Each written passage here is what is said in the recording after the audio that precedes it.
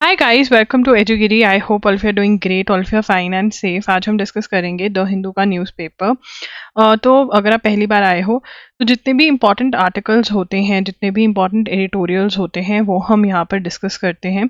ठीक है ना। एंड कल की क्लास मैंने मिस कर दी थी बिकॉज आई वॉज ट्रैवलिंग। तो आज हम दोनों ही कर देंगे 6 और 7 अप्रैल का। कुछ ज़्यादा न्यूज़ नहीं है, बहुत ही छोटू सा न्यूज़पेपर होने वाला है। कोड ऑफ कंडक्ट लगा हुआ है तो नई डेवलपमेंट्स कम ही हो रही हैं इसी वजह से। ठीक है, चलिए चलते हैं, स्टार्ट करते हैं newspaper. CA rules allow dual citizenship please in supreme court. तो इंडिया के अंदर ड्यूल सिटीजनशिप जो है वो नहीं अलाउड है। और जो नए रूल्स ऑफ सिटीजनशिप आए हैं उसके अंदर कहीं पर भी नहीं लिखा है कि पुरानी जो आपकी रिनाउंस करनी होगी पिछली सिटीजनशिप। तो बेसिकली क्या हुआ है, देखिए वो जो रूल्स आए हैं जिसके अंदर अफगानिस्तान, बांग्लादेश, पाकिस्तान, इन वाली कंट्री से जो लोग हैं, ठीक है, हिंदूज हैं, क्रिश्चियंस हैं, उनको सिटीजनशिप दी जा रही है। ठीक है ना। उसके रूल्स आ गए हैं जिसके अंदर जो उनका टाइम पीरियड है इंडिया में रहने का, रिजाइडिंग का, वो कम कर दिया गया है। तो उन वाले रूल्स के अंदर कहीं पर भी ये नहीं दिया है कि आपको रिनाउंस करनी पड़ेगी अपनी पिछली सिटीजनशिप, प्रीवियस कंट्री की। तो क्या ड्यूल सिटीजनशिप अलाउ कर रहे हैं? तो यहाँ पर लिख लेते हैं रूल्स ऑफ, लिखेंगे rules of citizenship amendment act do not require do not require foreign applicants to effectively to renounce citizenship of native country. Native मतलब जहाँ से वो आए हैं। नेटिव का मतलब क्या होता है? To the country to which they belong, to the country to which they belong, जो कंट्री को ये बिलोंग करते हैं। ठीक है ना। वहाँ की सिटीजनशिप यहाँ पर रिनाउंस नहीं हो रही है, विच इज़ नॉट राइट। ठीक है ना। इट इज़ डायरेक्टली क्या है? Directly violative of, directly violative of citizenship act. ठीक है ना। Case filed in the supreme court, case has been filed कि ड्यूल सिटीजनशिप तो इंडिया में अलाउड नहीं है। ठीक है, तो कैसे हो रहा है ये? मतलब जो नए रूल्स आए हैं उसके अंदर होना चाहिए था जिसके अंदर नेटिव सिटीजनशिप मतलब पुरानी जो कंट्री की सिटीजनशिप है वो रिनाउंस, रिनाउंस का मतलब गिव अप, रिनाउंस का मतलब गिव अप। ठीक है ना। तो वो तो है नहीं कि पुरानी वाली कंट्री की छोड़ के आप इंडिया की ले रहे हो, तो ये वाली चीज़ नहीं है। और ड्यूल सिटीजनशिप डायरेक्टली वायलेटिव है। ठीक है ना। डायरेक्टली ड्यूल सिटीजनशिप जो है डायरेक्टली वायलेटिव है सिटीजनशिप एक्ट की। ठीक है। The latest feat of the Border Roads Organization in Ladakh, connecting Himachal Pradesh and Leh through the Nimu Padam Darcha Road, has come as a shot in the arm for security. बहुत ही ज़्यादा helpful है ये जो road बनी है, जो किसको connect कर रही है। ठीक है, ये रोड का नाम लिखेंगे हम। ये जो रोड है ये कौन सी किसको कनेक्टिविटी कर रही है? ठीक है ना। रोड कनेक्टिंग लिखेंगे। Road connecting, connecting Himachal Pradesh and ले। ठीक है ना। और ये कैसे कनेक्टिविटी हो रही है? How are they connecting? ये कनेक्ट हो रहे हैं through through Nimmu, through Nimmu Padam Darcha road. ठीक है ना। दैट हैज़ कम, तो बहुत ही ज़्यादा सिग्निफिकेंट है ये इंडिया के लिए। बीआर किसने बनाई है? बीआरओ। ठीक है, किसने? बीआरओ की फुल फॉर्म क्या है? बीआरओ की फुल फॉर्म है border roads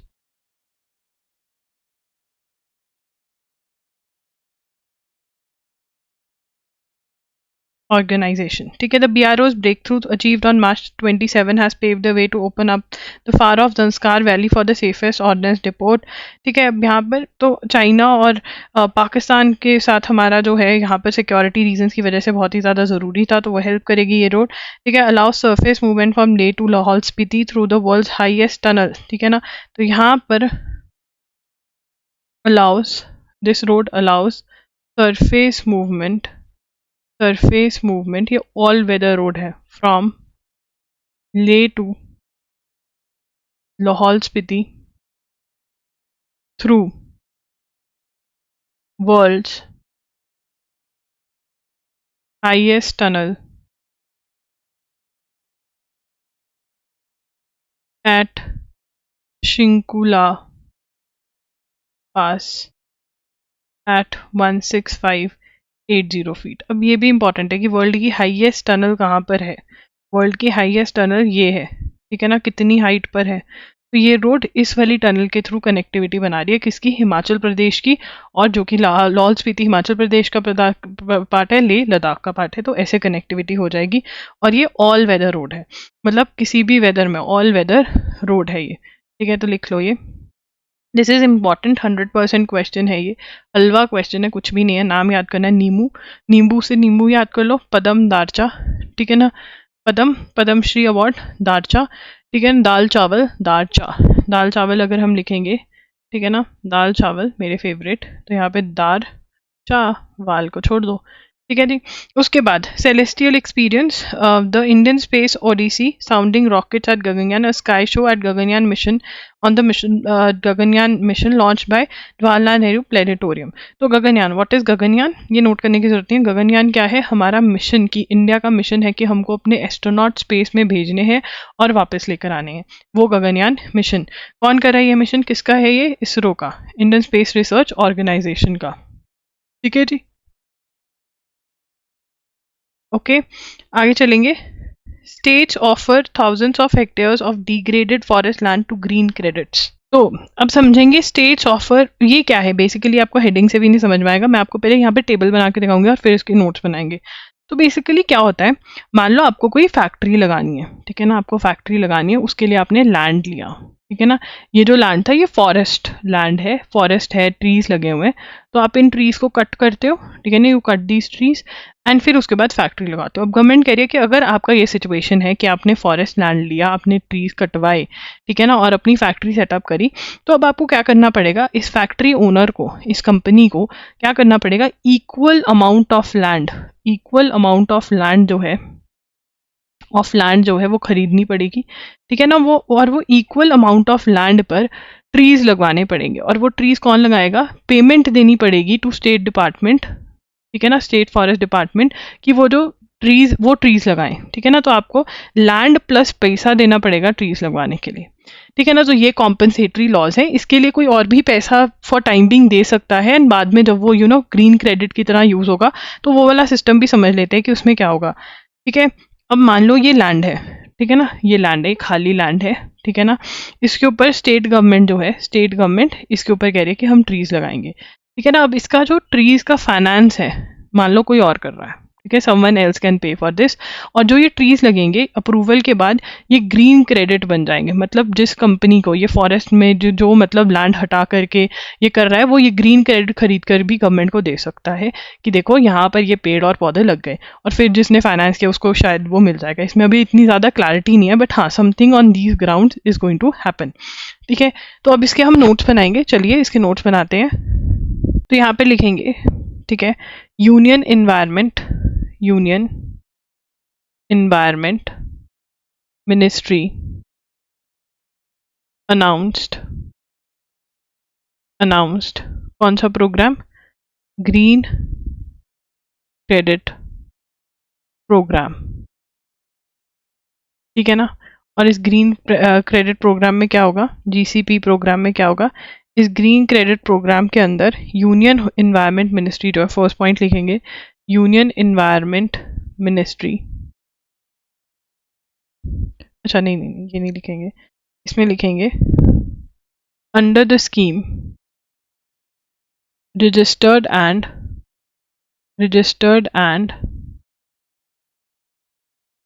approved entities can pay to finance afforestation in specific tracts of degraded forest and wasteland। तो बेसिकली क्या करेंगे, जो वेस्टलैंड पड़ा है, जहाँ पर कुछ भी नहीं लगा हुआ है, जो डिग्रेडेड फॉरेस्ट है, जो वेस्टलैंड है, वहाँ पर ये लोग जो हैं ये पेड़ लगाएंगे। एफॉरेस्टेशन इनको करवाना होगा, मतलब ट्रीज लगवाने होंगे, ठीक है ना। अब ये कौन लगाएगा, कौन लगाएगा, फाइनेंस भी करना पड़ेगा। एक्चुअल जो एफॉरेस्टेशन है वो कौन करेगा, actual afforestation to be done by state forest department. State forest department जो है वो जो ये है एफॉरेस्टेशन ये पेड़ लगाएंगे, सिर्फ जो कंपनी है वो पैसा दे देगी, ठीक है ना, वो जो कंपनी है वो पैसा दे देगी, लैंड लेकर दे देगी। उसके बाद 2 years after planting the following 2 years after planting,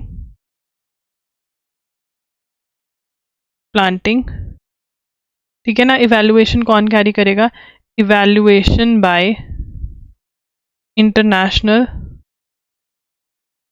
council of forestry research and education. ये जो है ये आकर के अप्रूव कर देंगे कि हाँ भैया पेड़ पौधे सही लगे हुए हैं, इनकी अप्रूवल के बाद। अब ये क्या है, सबसे पहले हमें यहाँ से क्या पूछ सकते हैं, कितने सालों बाद, हाउ मेनी ईयर्स, ये क्वेश्चन हमें आ सकता है। क्या क्वेश्चन पूछ सकते हैं हमें, हाउ मेनी ईयर्स, ठीक है ना। और दूसरा क्वेश्चन क्या है, हु, कौन करेगा। तीसरा क्वेश्चन हमसे फुल फॉर्म पूछ सकते हैं। चौथा क्वेश्चन हमसे पूछ सकते हैं कि जो international council of forestry research है किसके अंडर आती है, कम्स अंडर ऑटोनॉमस मतलब इंडिपेंडेंट बॉडी, ऑटोनॉमस मतलब independent body under forest department, under environment ministry, forest department नहीं इन्वायरमेंट मिनिस्ट्री, ठीक है ना। तो ये अप्रूव करेंगे। अब उसके बाद ये जब हो गया है, एक और चीज़ होगी, अभी हमें और नोट्स बनाने हैं, ठीक है। इसके अंदर दीज क्रेडिट्स, अब ये जो ये अप्रूवल हो गए ये क्रेडिट बन जाएंगे। These credits can be used by companies which have diverted forest land for non-forestry purposes, ठीक है ना। अब यहाँ पर रूल क्या कहता है कि जिसने भी रूल, लॉ क्या कहता है, एनी इंडस्ट्री और institution that is permitted to cut forest and use that land for non-forestry purposes to provide an equivalent amount of non-forest land to forest authorities and pay them to afforest that land। मतलब जिसने भी कोई ऐसा land लिया है जहाँ से पेड़ काटे हैं तो उसको एक ऐसा ही उतने ही जगह लैंड लेनी पड़ेगी, उतने ही जगह की लैंड देनी पड़ेगी फॉरेस्ट अथॉरिटी को, और पैसा भी देना पड़ेगा उस पर पेड़ उगाने को। ये लॉ आ गया है और ये ऐसे फंक्शन करेगा, ठीक है ना। तो यहाँ पर हमने किसके बारे में पढ़ा, we have studied about green credit program. कौन लेकर आया ये, यूनियन इन्वायरमेंट मिनिस्ट्री लेकर आई है ये, ठीक है। कौन लेकर आया, यूनियन इन्वायरमेंट मिनिस्ट्री, ठीक है जी। अब state offers thousand of hectare, ये तो हो गया हमारा। IMF staff consistently inaccurate on India's growth forecast. तो IMF क्या है, इंटरनेशनल मॉनेटरी फंड, जो कि इंटरनेशनल ऑर्गेनाइजेशन है, और वो इंडिया की ग्रोथ में कुछ ना कुछ बोलती रहती है। कम ही प्रिडिक्ट करें, 6.5% ग्रोथ प्रिडिक्ट करें, पर जो इंडिया के रिप्रेजेंटेटिव हैं IMF के अंदर, क्या नाम है उनका, एक्स तो ट्विटर का वो जो होता है, कृष्णा मूर्ति वी सुब्रमण्यम, क्या कह रहे हैं कि जो IMF कह रहे हैं वो सही नहीं है, इंडिया की जो ग्रोथ होगी वो 8% हम प्रोजेक्टेड ग्रोथ कह सकते हैं। तो आइए इसको पढ़ लेते हैं। India's former chief economic adviser now serving as the executive director on the board of international monetary fund hit out at the fund staff on Saturday for putting out consistently inaccurate growth estimate. तो वो जो है उन्होंने Twitter पे डाला कि ये गलत है, IMF जो है वो गलत ग्रोथ रेट हमारा बता रहा है, ठीक है ना। उन्होंने बोला in recent years 2 days after IMF distance itself from his assertions that India can grow at 8% till 2047, ठीक है। वहीं पर ये कह रहे हैं कि बहुत ग्रो करेगा, 8% ग्रो कर सकता है 2047 तक, बट IMF क्या कह रहे हैं 6.5%, ठीक है। तो यहाँ पर हम लिख लेंगे India's executive director on the board of International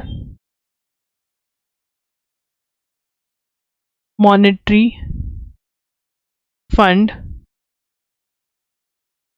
said IMF telling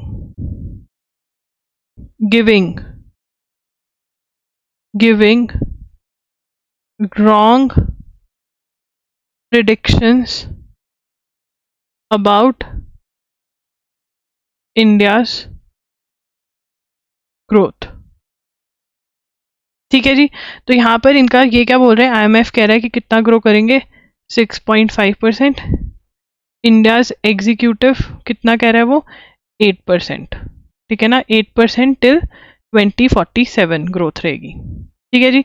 उसके बाद H5N1 detected in dairy cows in USA। ठीक है ना, यहाँ पे लिखेंगे इन्फ्लुएंजा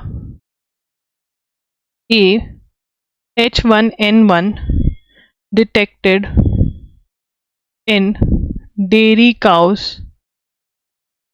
in USA। ठीक है ना, तो ये क्या है, avian influenza is a highly contagious, मतलब बहुत जल्दी इजीली स्प्रेड। कंटेजियस क्या होता है, इजीली स्प्रेड, जैसे हम कहते हैं हैप्पीनेस इज कंटेजियस, मतलब वो इजीली फैलती है।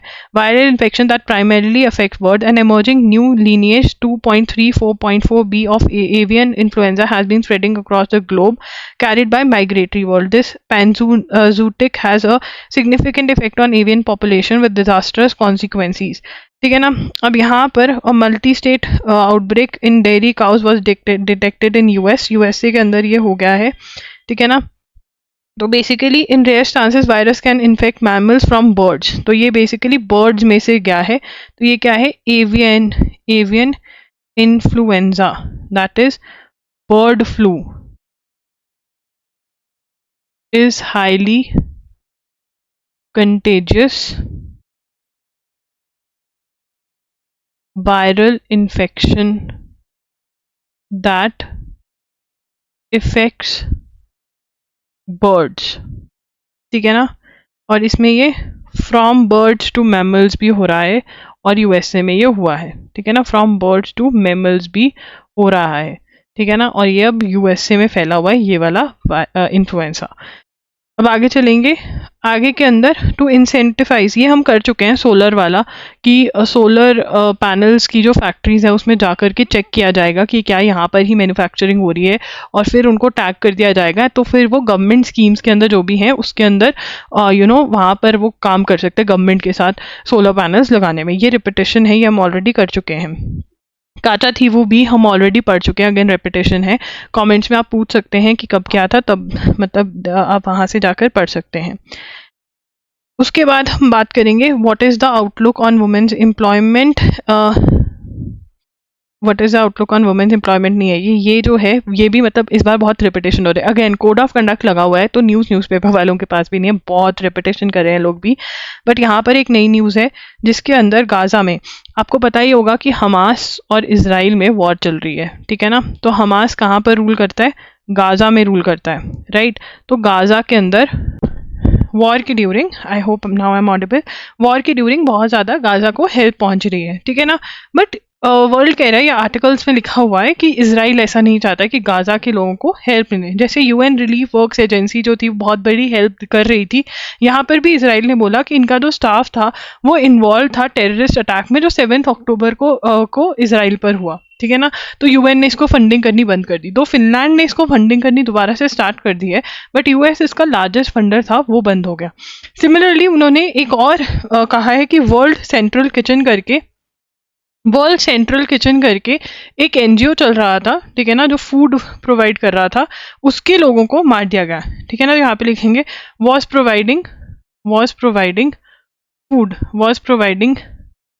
Food in Gaza. ठीक है ना, स्टाफ वॉज किल्ड, तो उनके लोग मारे गए। ठीक है ना, तो यहाँ पर मोस्टली तो even workers of NGO killed in an attack. Killed in an attack. तो ये वर्ल्ड में बहुत ज़्यादा क्रिटिसाइज हो रहा है कि एनजीओ काम कर रहा था, आपने उसको भी नहीं करना था। इसराइल कहता है गलती से हो गया। तो यहाँ पे वर्ल्ड सेंट्रल किचन है इसका नाम। उसके बाद आगे चलेंगे। At 44 Bassirou Diomaye Faye becomes the president of Senegal. तो सेनेगल का प्रेसिडेंट कौन है? Who's the president of Senegal? President of Senegal मैंने कहा था ना, बस्सी से याद कर सकते हो, अनुभव सिंह बस्सी से। बस्सी रुला देता है हंसा हंसा के, तो रू, ठीक है ना, रू कपा देता है। डियोर से याद कर सकते हो, माई, ठीक है ना, माई से माई फाई, वाई फाई से माई फाई, डियो बासी रू, ठीक है। He is the youngest president, Senegal का भी यंगेस्ट प्रेसिडेंट यही बना है, ठीक है ना। न्यू प्रेसिडेंट या लीडर जहाँ के भी होते हैं वो हमको याद करने होते हैं। उसके बाद आगे चलेंगे। At height of 359 metre over the river Chenab, taller than the Eiffel Tower in Paris, Chenab bridge is the world highest railway bridge. तो चेनाब पे ब्रिज बना है which is the highest railway bridge, ठीक है ना। Height of 359 metre over river Chenab, taller than Eiffel Tower in Paris. The Chenab Bridge is the world's highest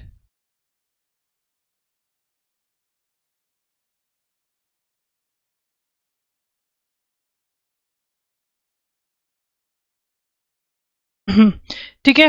अब यहाँ पर the arch bridge will connect, ये जो आर्क ब्रिज है ये क्या करेगा? Arch bridge will connect buccal and कौरी विलेजेस इन रियासी। ये जो ब्रिज है ये किसको कनेक्ट करेगा? बाकल और कौरी विलेजेस। क्या ये क्वेश्चन आता है? Yes, this is a PYQ कि ब्रिज बना है, उसका क्वेश्चन आया कि किसको कनेक्ट कर रहा है। Villages in Reasi district of Jammu and Kashmir, ठीक है ना। ये अर्थक्वेक को भी कैन विथस्टैंड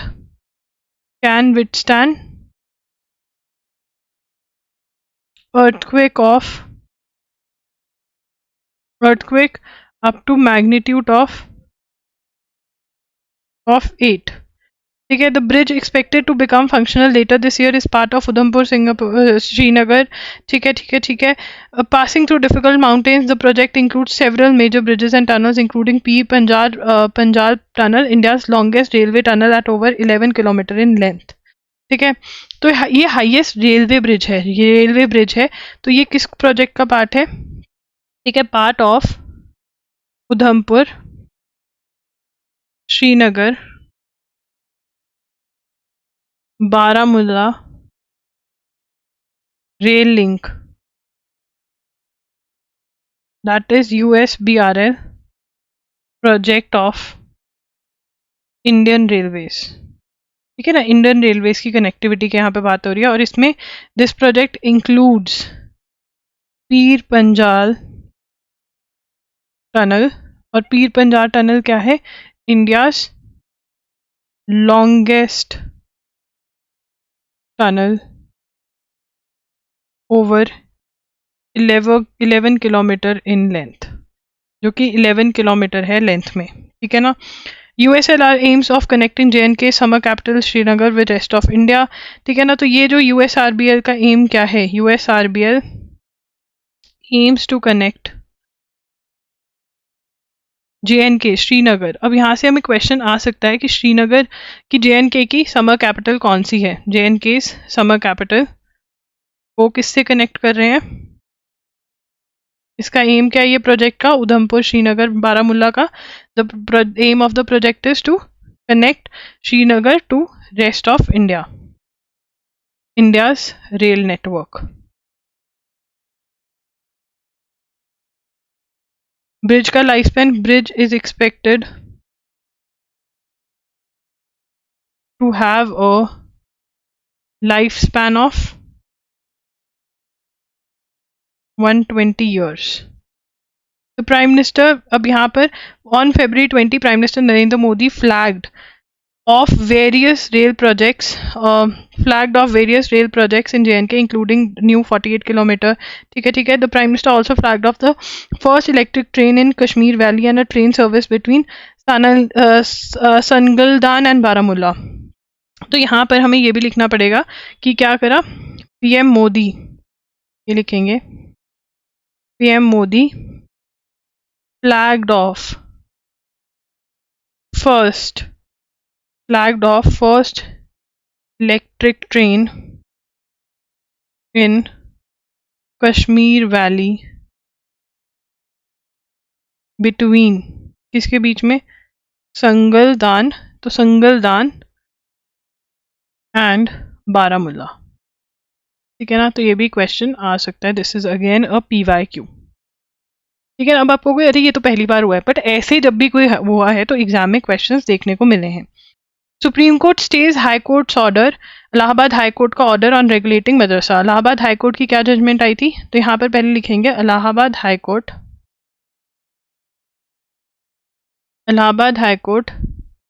जजमेंट. क्या जजमेंट थी इलाहाबाद हाई कोर्ट की कि UP law regulating madrasas ordered the transfer of their students to regular schools. ठीक है ना. what happened, this was struck off by, खत्म कर दिया था ये लॉ. किसने, इलाहाबाद हाई कोर्ट ने. सुप्रीम कोर्ट ने क्या कहा, supreme court stays high courts order. Supreme court ने कहा ये सही नहीं है.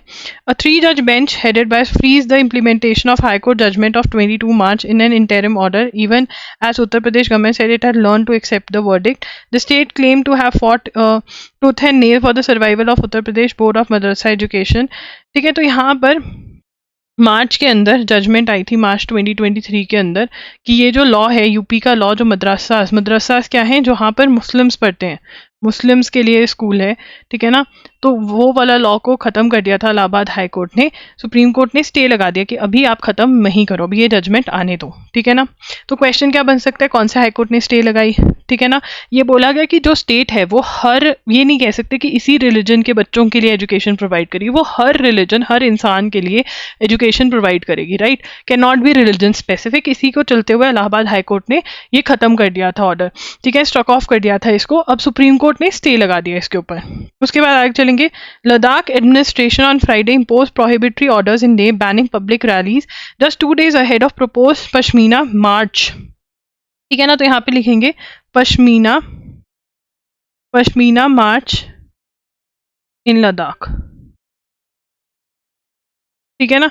तो पश्मीना शॉल होती है, उसी से पश्मीना मार्च हो रही है. वहां पर पश्मीना शॉल होती है, पश्मीना मार्च कहाँ पर हो रही है, इन लद्दाख. ठीक है ना. कौन कंडक्ट कर रहा है, by climate activist Sonam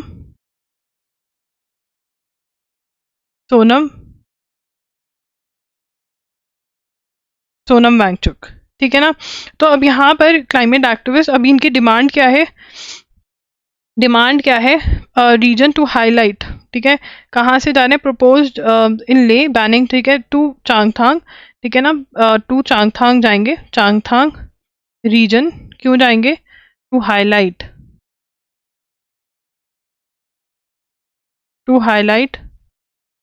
shrinking grazing lands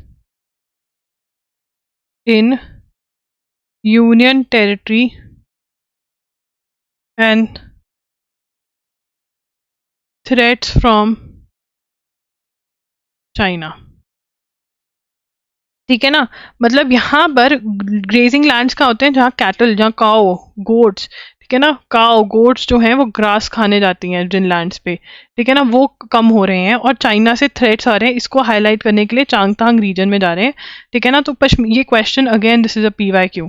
marches क्यों, वाई क्वेश्चन पूछा जाता है, वाई, कहाँ हुई, क्यों हुई, ये क्वेश्चन बहुत कॉमन है.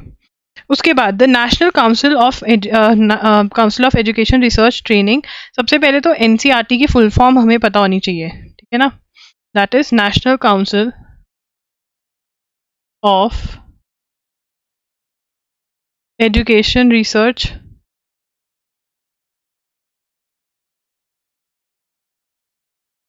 ट्रेनिंग, ठीक है ना। अब इन्होंने क्या किया, proposed adding the following to the books, ठीक है ना, एनसीईआरटी ये बुक्स में ऐड कर रही है, क्या ऐड कर रही है, ठीक है ना। Propose the DNA analysis of skeleton remains unearthed, ठीक है ना, findings from DNA analysis of skeleton remains unearthed at archaeological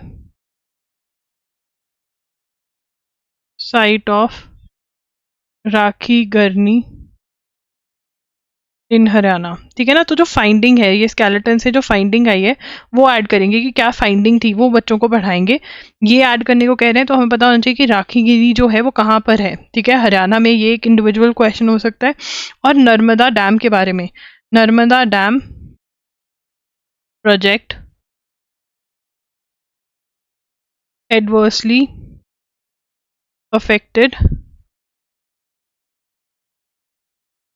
tribal people, ठीक है ना, कैसे एडवर्सली इफेक्ट किया ट्राइबल पीपल को नर्मदा डैम प्रोजेक्ट ने, ठीक है, बिकॉज उनकी लैंड ले ली गई, ये सब कुछ हुआ।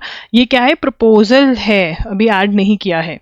उसके बाद 2018 Elgar Parishad case, SC grants bail to, ठीक है ना, एल्गर परिषद केस में किसको, एल्गर परिषद लिखेंगे, एल्गर परिषद, एल्गर परिषद, Elgar, Elgar Parishad case, bail granted to activist Shoma Sen, ठीक है ना। अब यहाँ पर क्वेश्चन ये भी है कि एल्गर परिषद केस क्या है, कब हुआ ये, 2018 में, ठीक है, 2018 में, टू कमेमोरेट लिखेंगे, to commemorate the 200th anniversary of battle of Koregaon Bhima, ठीक है ना, कोरेगांव भीमा जो बैटल थी उसको कमेमोरेट करने के लिए इकट्ठे हुए थे और वहां पर वायलेंस हो गया, ठीक है ना, वहां पर कोरेगांव भीमा की जो बैटल थी उसको कमेमोरेट करने के लिए इकट्ठे हुए थे, ठीक है ना। अब ये कोरेगांव भीमा की जो बैटल थी ये कब हुई थी, ये हुई थी इन 1818 between British east India company and Peshwa, ठीक है ना। तो इसको कमेमोरेट करने के लिए वहां पे वायलेंस हो गया था 2018 में। तो अब क्वेश्चन क्या आ सकता है कि शोमा सेन जो थी वो कौन से केस से रिलेटेड में जेल गई थी, ये इंपॉर्टेंट है, ठीक है। So that's it for today, मिलेंगे कल 6 PM पे। अगर आपको ये सेशन अच्छा लगा हो तो प्लीज़ लाइक कर देना, चैनल पे कमेंट कर देना इस वीडियो पर, and also you can visit our website loggery.in, वहाँ पर आपको 1 शॉट्स मिल जाएंगे, अगर आपका बैकलॉग है तो वहाँ से आप पढ़ सकते हैं, एंड ऑल्सो MCQs मिल जाएंगे आपको करंट अफेयर्स के, एंड मॉक टेस्ट मिल जाएंगे, Jamia Punjab university, Maharashtra CET 5 year के आपको मिल जाएंगे, and army institute of law, और बहुत जल्द CUT UG भी आने वाला है। That's it, bye bye, take care, thanks for joining in.